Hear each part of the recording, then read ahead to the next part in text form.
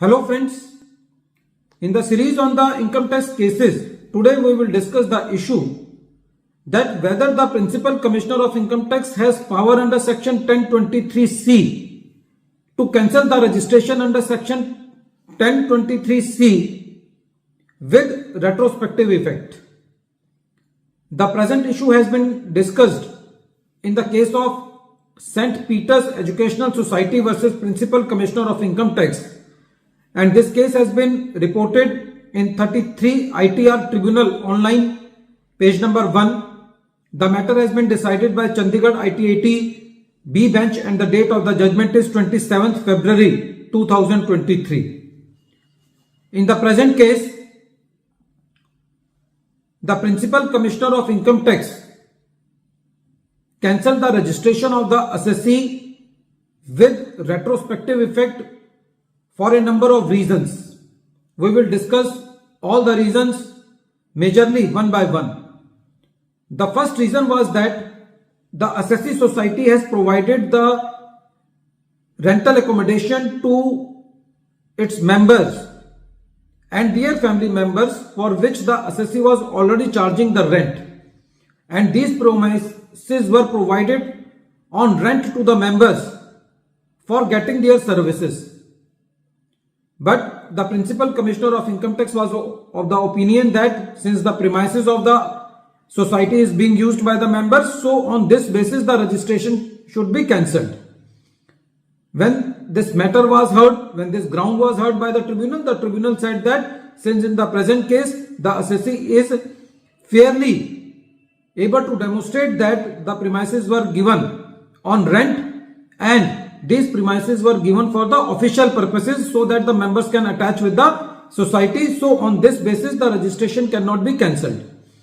The second issue was that during the survey search proceedings against the assessee, it was the allegation on the assessee that whatever the salary has been paid by the assessee to its teachers, a part of that salary is received back in cash by the society from the teachers.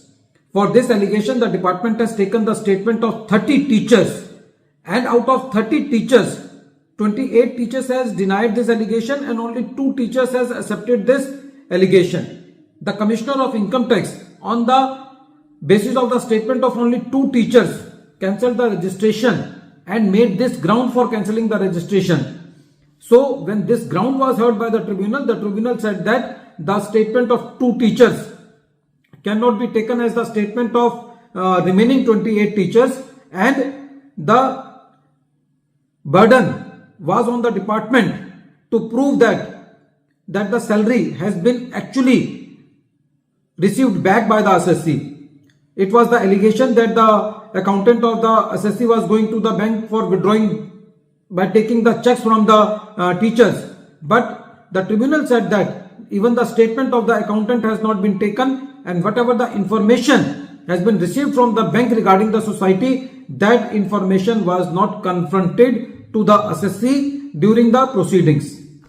Apart from that, the main conclusion of the tribunal was that the statement of 2 teachers which was against the assessee cannot replace the statement or cannot take place the statement of remaining 28 teachers. So on this ground also, the registration of the assessee cannot be cancelled with retrospective effect.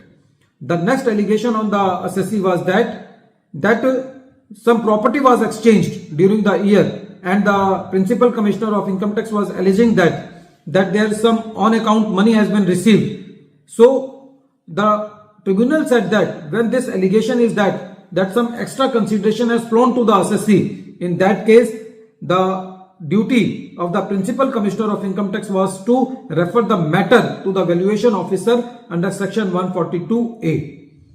The next allegation was that some luxury vehicles were being provided to the members. For this, the tribunal said that it is not unusual for an assessee to provide the dedicated vehicles to the brain of the society, like the members who are actually responsible for running the society, and the department has not been able to prove that these vehicles are not for official purposes, or the department is not able to prove that these vehicles are for personal purposes. The next allegation was that that the department has found some notepad which was the assessee was denying that it was not in the handwriting of the assessee. So before relying on that notepad, it was the duty of the Principal Commissioner of Income Tax that it should have been referred to the handwriting expert and the conclusion should have been drawn that this handwriting belongs to the assessee or not. So in the present facts and circumstances, when the Principal Commissioner of Income Tax has not followed the procedure for drawing any conclusion, so in that case the registration of the assessee cannot be cancelled with retrospective effect. At the end of this video, once again I am repeating the name of the case. The name of the case is St. Peter Educational Society versus Principal Commissioner of Income Tax, and this case has been reported in 33 ITR Tribunal online, page number 1. The matter has been decided by Chandigarh ITAT B bench and the date of the judgment is 27th February 2023.